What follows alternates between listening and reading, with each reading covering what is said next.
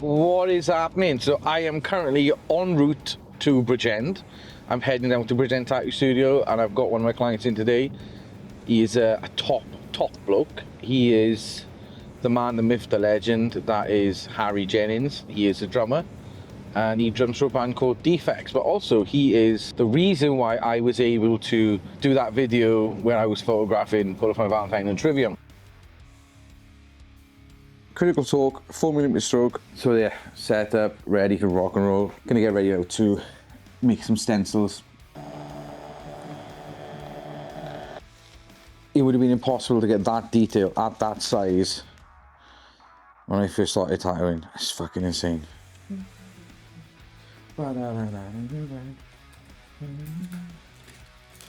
What's happening, dude? Hello, come on mate. in. How you doing? Come on in, come on in. Very much. Oh, this consent form was new fucking government guidelines. Again, a bit more. Yeah, that works.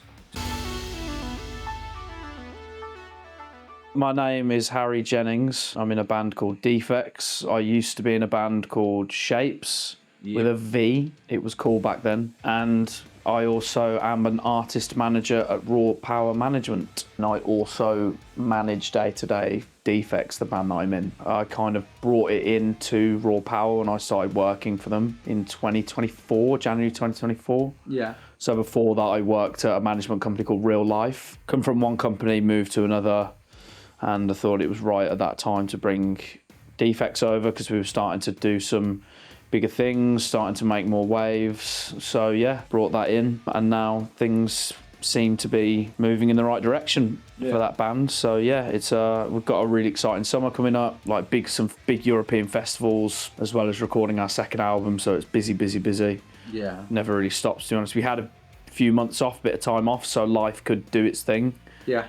When you're in a band, there's a lot of sacrifices that you make when you're in a band, and you know, sometimes it is necessary to take that time off just to get your affairs in order, if you will. Yeah, I think it's one of those things, right, where if you just want to be successful in anything, you've got to make sacrifices to a degree of it. Yeah, I mean, success and stuff like that in any industry you're in, no matter what it is, you know, food industry, music industry, tattooing industry, like you've got to really want to put the dedication to it and the time to it, and that does mean personal sacrifices, you know, like I've missed a lot of birthdays, I've missed weddings, I've missed deaths in the family, you know, like I've been doing this professionally since I was 15, touring and stuff. So I know as well as anyone how much it takes out of you personally to achieve a level that you want to. So yeah, just had to take a little bit of time off really, just so people could, you know, feel like we could move into this next summer and this next album campaign as prepared as possible, financially and physically as well. Yeah. It takes a big toll on you, like your mental health. You have to really watch when you're on the road. You have to make sure you're surrounded by the right people and the right mentality. Yeah. Because if you're not, then shit can get really unfun really quick. Like it's what's happened to me before in crewing and in band situations, you know, and I think as I've gotten older, I've learned how important that is, and to surround yourself with supportive people, which I think is really, really important. So yeah, that's kind of where everything's at the moment, you know.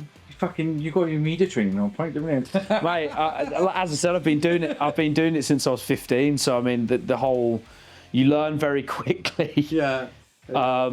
What to talk about, how not to waffle, don't say too much. Oh, that's a struggle, isn't it? Yeah, and once you get into that habit, you can't stop. With interviews as well, the thing is when you're in a band as well, you've got your talking points. Yeah. So if you've got like 10 interviews in a row at a festival, by the time you get to like the fifth or sixth one, you've kind of locked into what you're saying. Actually, But what you get good at is how saying it in different ways.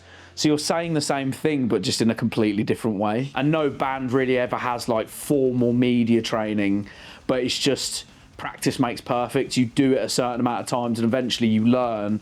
One trick that someone taught me, I can't remember who it was now, but they said, no one gives a fuck about what you're saying after 30 seconds. So if you've been asked by an interviewer a question, It's a bit different when you're doing podcasts and stuff because the whole thing is conversational. But if you're being asked quick fire questions by publication or something like that, keep it to 20 seconds and keep it factual and straight to the point. Because if you start rambling on about things that were nothing to do with the question, they're just going to cut it down anyway. They'll just cut you down in edit. So make it easy, because I've done interviews before after they've gone, oh, thank you so much, that saved me so much editing. And I'm like, well, there's no point in waffling on about stuff that what you didn't ask me to talk about. Yeah. You know?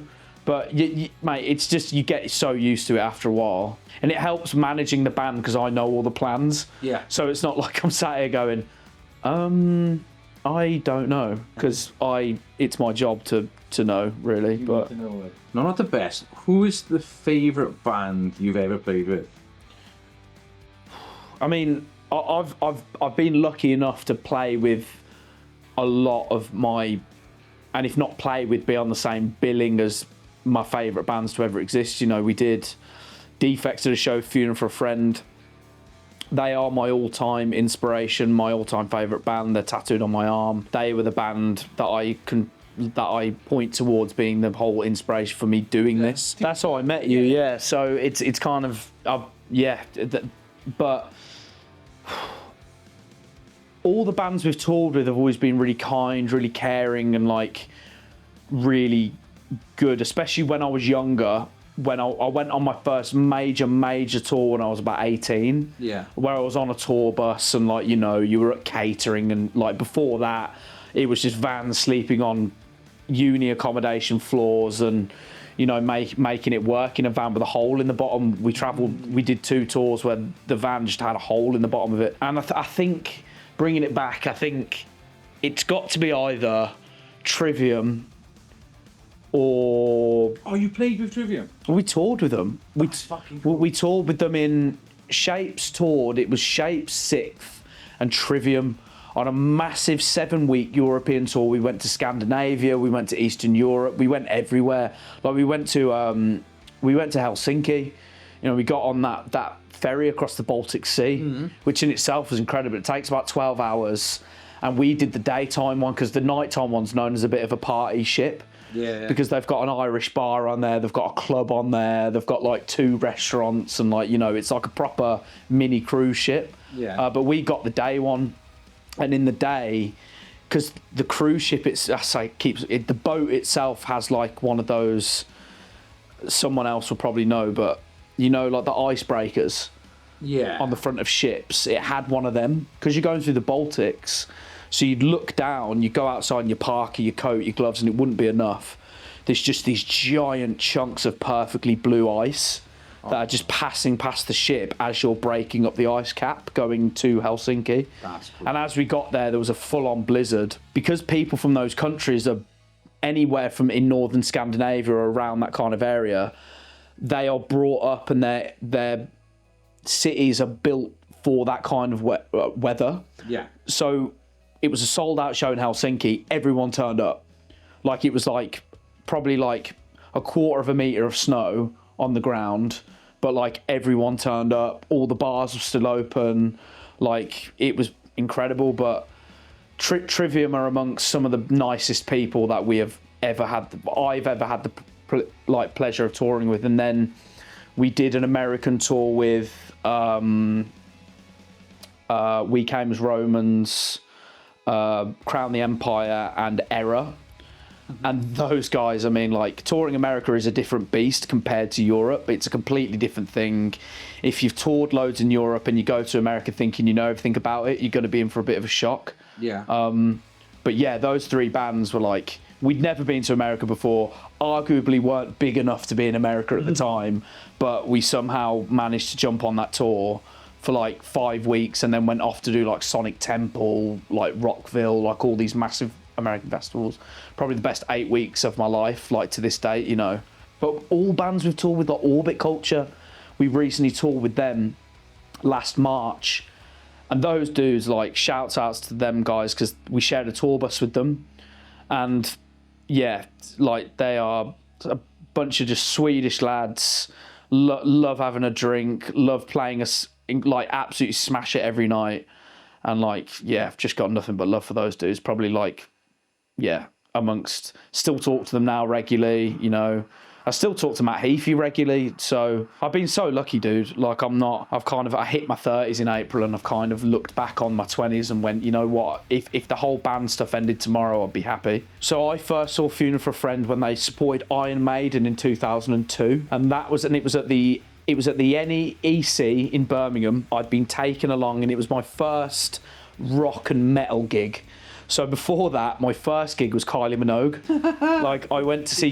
Yeah, mate, it was great. You know, I saw Taylor Swift recently, best show I've ever seen.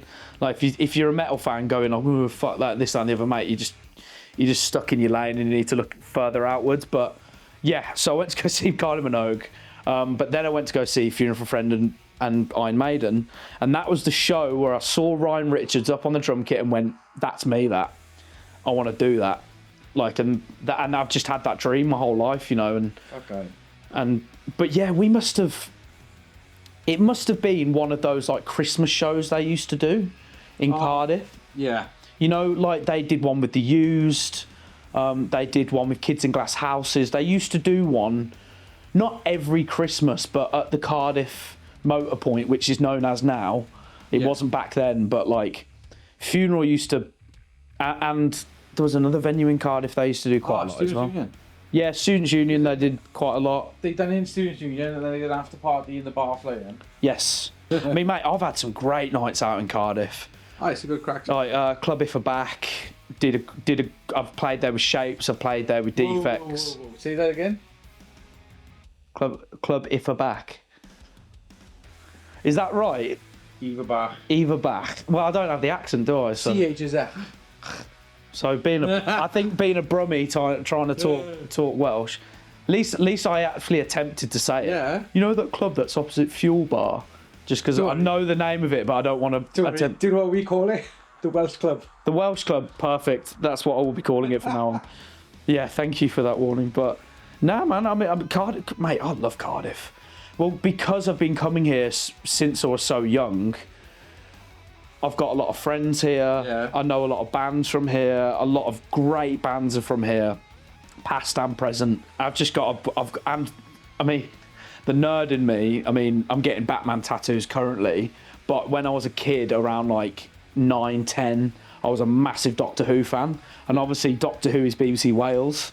Yeah. So all of Doctor Who was filmed in Cardiff Bay. Yeah. So whenever we come down here for like a Funeral for a Friend gig or a Bullet for My Valentine gig, you'd be there, I'd be in Cardiff Bay and I'd go see the Doctor Who exhibitions that have on and stuff. And even to this day, you pass like the big water feature in Cardiff Bay and it'd be like, oh, the film Torchwood here and the film Doctor Who here, you know, like. Even at this age, we were here for Bullet for My Valentine, which you were at in January. Yeah, man. And I was there with my boss and both my bosses. Actually, we were in taxis and we had to go past it.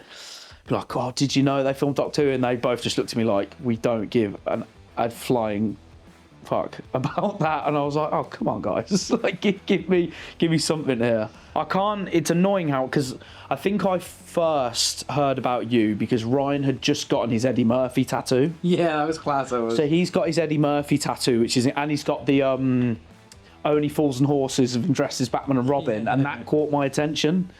So I was like, who did that? That's great. And you know, my dad knew you as well, and you did my first major tattoo, which is this Batman one, when I was 18, about 12 years ago. That was up in Tower Convention, wasn't it? That was Alexander Palace. No, it wasn't. No, it was you, and then we done the other. Yeah, so the Batman was here, and the Joker tattoo on my shoulder was at Ali Pali. Yeah, that's the one. And because it was, I remember it really vividly because it was a tattoo competition. Like, it wasn't just a convention. You had entered in the tattoo competition, and because it had to all be started and finished on the day, this all got done in one sitting. And You got to have your big boy pants on. I'm really bad at tattooing now. I'm a bit older. Like, I have to do things in like blocks. Yeah. I just can't do it. I mean, and I don't care, you know what I mean? I'm like, that's my pain threshold. Yeah. I'd love to get it all done in one, but I just can't hack it. That is the bottom line. And yeah, I remember at the end of it, you were looking at me going, Are you sure you're right, Pat? You look like you're about to pass out. It was warm as well, wasn't it? Well, you're in what is typically a greenhouse, isn't you? Yeah. And it was because my dad had come with me. Yes, I tattooed him as well. Yeah, you did the V for Vendetta tattoo on him. Oh, I done that in the basement of the Raw Power office. Yeah. It still holds up, you know. It's still a great tattoo because it's got the mask, and then it goes into the scene where he walks out of the flames, and he's got all his body fucked up. And what a film! What a film! Yeah. Still to this day, one of my favourite films. To be fair, like, and I'd argue that if I wasn't getting a Batman sleeve, and it was more of like a mishmash of my favourite films and stuff like that, half of it would have been V for Vendetta, half of it would have been like Batman and other DC things. Because I think if I could, because you know, you always have that thing like, I can't wait to get this whole thing finished, but if I had, because I've got my legs free obviously, but I think I'd do like a Batman in movie, you know, so it'll be, because obviously, rest in peace my guy Val Kilmer. Very underrated Batman portrayal. Batman Forever is very underrated. I'd get him. I'd get Keaton, who I've got now. I'd get Ben Affleck. I'd even get George Clooney, just because it's like, you know, I get all the Batman in like a kind of like a half sleeve kind of. I don't read Ben Affleck as Batman. You're wrong. You toured with Unit 6 and had to play for them, didn't you? Yeah, I played for Unit 6. Not out of. It sounds mental, but not because I had to, and that's not me saying I didn't want to, and it wasn't probably one of the best moments of my professional career, but like, if I didn't do it, then a lot of people would have been disappointed. Yeah. A lot of shows would have been cancelled, a lot of people would have lost out on a lot of money, and a lot of people would have lost out on seeing their favourite band for the last time, so needs must, I guess. I was there, right place, right time, I guess. And it went surprisingly well. Like, I don't know what I was expecting. Like that first show in Brighton, it was just a whirlwind of like nerves, being scared, because my future brother-in-law is in Unit 6. Max, the guitarist, is marrying my sister in October. Oh yeah. Yeah, so for me, the most special part about it was sharing a stage with my brother-in-law. Yeah. Because I've known the Unit 6 boys since like 2008 when they were doing Slam Dunk and stuff. Yeah. And I said it on Instagram, but they were one of the first bands that I could relate to because they were a similar age to me. They're about 5-6 years older than me, but they were young. You know, like I would have been about like 12, 13, but they were all like 18, 19. So, you know, you had that, and to be able to go up and play these iconic songs, you know, like Save It for the Bedroom, Underdog, Bite My Tongue, you know, like, it's something that, like, as a young drummer growing up and listening to these bands, you dream about. Yeah. And you think about, and you're like, imagine if I ever got to play that song live. So, you know, it was a real, I think I learned a lot from that. I came away from that tour being very happy with, and that's where the mentality of now I've turned 30, I'm kind of happy with everything I've done. Yeah. Because it kind of like... It's an achievement, to be fair, isn't it? It's like, you know, not many people get that opportunity, and you nailed it. I don't know about nailed it, but I made a show happen. We made a show happen. Like, it's not me, you know, like the crew and everyone that was involved. And, you know, because I was the drum tech, I was playback and drum tech, and in order to jump on and be the drummer, someone had to take over my job, you know. And John, the tour manager, was like incredibly supportive, and he jumped onto the playback and drum teching, and, you know, as well as tour managing like a major tour. But everyone on that tour, I mean, I've never been crewing on a tour that contained such beautiful people. Everyone was just, I know it gets thrown around a lot, but it felt like a family. Yeah. Like, it felt like you treated each other like brother and sister, and you joked around with them like an older brother or sister. Yeah. Like, you really kind of, like, the banter was there, the love was there. You could really reach out to any of them when you were having a hard time. You know, it was a lot of pressure doing that. There was a lot of eyes on me. There was a lot of like, well, if Harry can't do it, then we're going to have to cancel some shows. Like, the pressure was on, you know, and it kind of felt It felt really special, and I was honoured. And Dan, who was injured in hospital, watching his band play without him. Yeah, what happened then? I won't Not like how we did it, but what was it? So what happened was, he'd already slipped a disc years ago, and anyone who slipped a disc knows that once you've done it once, it can happen again very easily, you know. And you know, he picked something up funny, and as soon as it happened, he knew something had gone wrong. If you've had it done before, you know. Yeah. A twinge happens somewhere in your back, and you go, okay. And throughout the afternoon, it was spreading, and to the point where he couldn't stand up anymore, you know. He was on his back, he had a thing over his head, he just couldn't deal with it. And what had happened is his lower disc had perforated into his spinal cord. So it had come out of the spine, and the MRI showed it was I mean, you can find the MRI on their Instagram, but it was literally it was bulging out into his spinal cord. Oh, that's making me fucking twinge. And the worst thing about it is there's nothing you can do. You just have to rest and wait for it to pop back into place. So we had no timeline on when he would be back. We were just getting daily reports on like how, because he went straight for an MRI the next day to find out what was going on. So there wasn't a sure amount of time that he would be gone for, you know. Yeah, it's just we didn't know. See what happens. Yeah, it was a day by day basis, and we didn't know, and that's what kind of made it more stressful and confusing for a lot of people, because things were just thrown up in the air, you know, and it was kind of a confusing time, and the band were highly emotional. They were upset. Dan wasn't there. I might not necessarily been playing the songs correctly, and I mean I wasn't, but like, you know, they'd been playing. No one has ever filled in for another member of Yumi at Six in the 20 years they've been a band. Oh wow. They've never cancelled a show. No one's ever filled in for them, so it's the first ever time on their final tour in 20 years some idiot in me was coming in and attempting to play Dan Flint. And if you've ever watched Dan Flint play drums, he's a fucking beast. He's the way he's in the groove and how good he is with keeping everyone in time with him is just like, he's incredible, you know. So having to do that and try to attempt to do that, it was never going to be the same.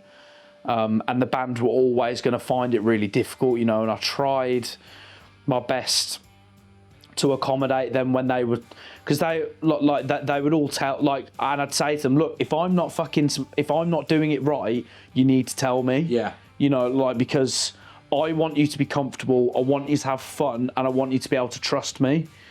Like, so, you know, it took us a few shows, and I think it wasn't until Manchester Apollo, the first one, where from front to back, the whole show just went seamlessly, and it felt like it clicked for the first time.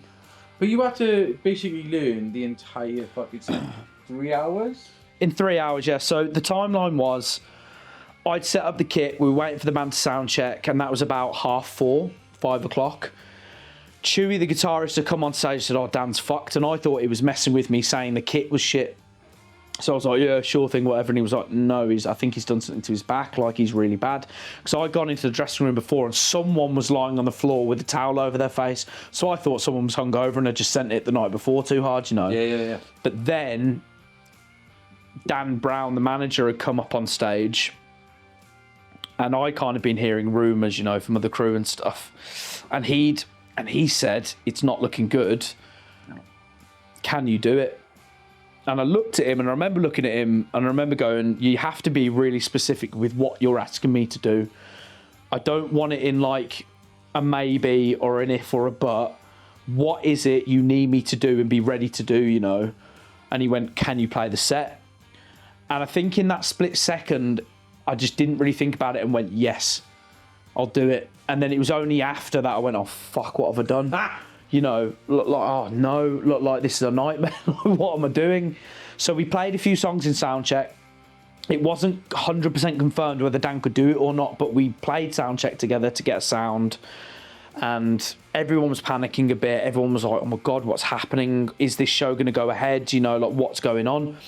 We did like Underdog. We did Stay With Me. We did Bite My Tongue, you know, just to make sure I had it in me to do it. And then it, you know, and then we went back to the dressing room after I covered the kit, and I'd done this and I'd done that. And then it got down to crunch time, and I said, look, I need to go away now, get a set off the front of house from like Europe where we just came from, and listen to the set and prepare, you know. And they went, just go do it. So I found a room with no one in it. I got a practice pad and a pair of drumsticks, and I just listened to the entirety of the European set from Frankfurt for 3 hours, playing along to it. Fucking hell. And yeah, at 9 o'clock we went out and we did it. We just went out and did it, you know. I sat down at 6:30. I finally sat down about 6:15, 6:30 to practice. Came back to start playing at 9:15. And yeah, we were on stage 15 minutes later, so it was That's all a bit wild. Mate, it was crazy. Like you can't really put into words really how close everything was to being cancelled for a week. Because if I had said no and like that's too much pressure, I'm not doing it, they just would have cancelled the show and beyond until. That's why I fucking was like, when you were booked in, and I was just like, I can't. I was just sitting. Yeah. If I go like, do you know what? Fuck it, I'm gonna tattoo him, and then I'm sitting there going like, have I made him ill? Yeah. So I was still on the road for another 3 weeks after that, because that was like March 12th, and the tour didn't end until April 5th. Yeah. So we were still. That was like just over halfway through the tour. Yeah, and I was sitting there in my house, just like, I looked at my missus, and I was like, I could be responsible for fucking you, me, 6 having to cancel their tour. I was like, I can't do this. Yeah. It was squeaky bum for sure. What is the one thing you're going to be looking forward to this year, touring wise? I think the big European look festivals. You know, we did Grass Pop last year and it was unbelievable. Massive name on the screen, you know, like 2,000 people. And this year we've got like Mystic, which is major in Poland. Yeah. Rock am Ring, Rockin' Park, which is major in Germany. Empiricon as well. Gera on Air, major metal and rock festival in the Netherlands. Resurrection, massive in Spain. We've got some incredible things coming up, man. Like some things we're really excited about. So, yeah, just anything like that. And also new music is coming. Very excited to get some new music out, and then recording the rest of the album at the end of the year, with potentially some touring happening as well at the end of the year, you know. Or Trivium. No, that you could be, might not be. I'm not. I've kind of fucked it, to be fair, but like, like everyone can make their guesses, you know. Like kind of got. I'll bleep that bit out. Yeah, mate. But you know, it's exciting. There's a lot of exciting stuff going on, man. Like, and I think those things are the thing I'm most excited about. You know. Just need to get back from Cardiff, then. No, mate. I'd love to. I'd love a day off after, because it means I can send it in Fuel Bar. Oh, I haven't been here for years.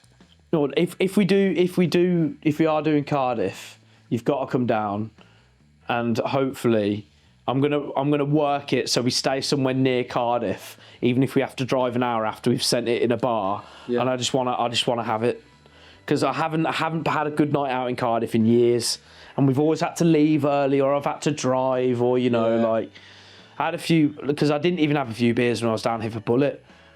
Are you flat? Don't mind, I bet. It was the first 2 shows of a major co-headline tour starting, and I did every date in the UK, so I just had to crack on with it. God, and you know what I was doing? I was going to the airport to fly to Glasgow.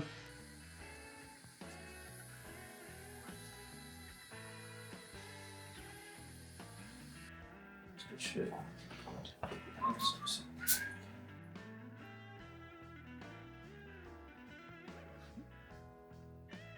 Douche.